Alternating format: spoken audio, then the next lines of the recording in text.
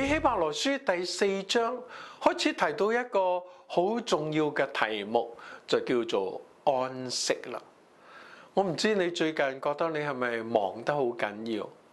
你有冇機會去休息、去唞一下呢？到底休息同安息有咩分別呢？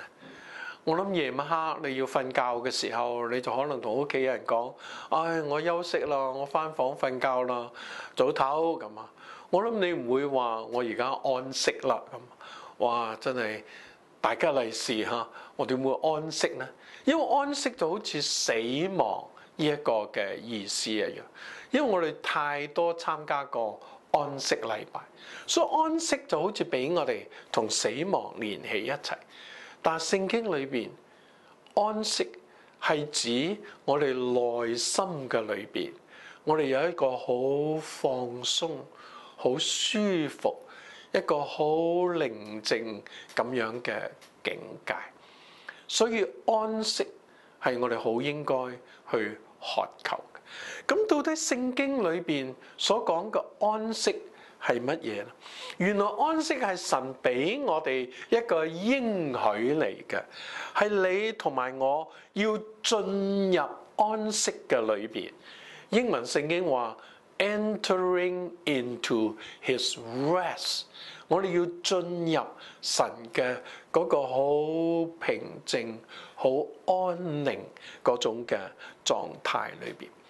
喺第2、第3節話俾我哋聽，如果我哋要得呢個安息，係要有信心嘅。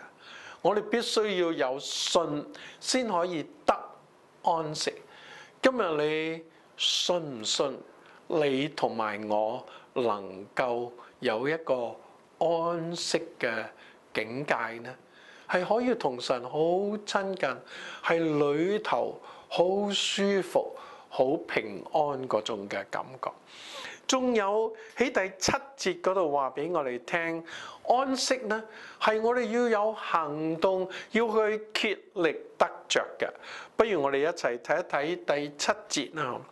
所以過了多年，就在大衛嘅書上又限定一日，如以上所引的說：你們今日若聽他的話，就不可硬着心。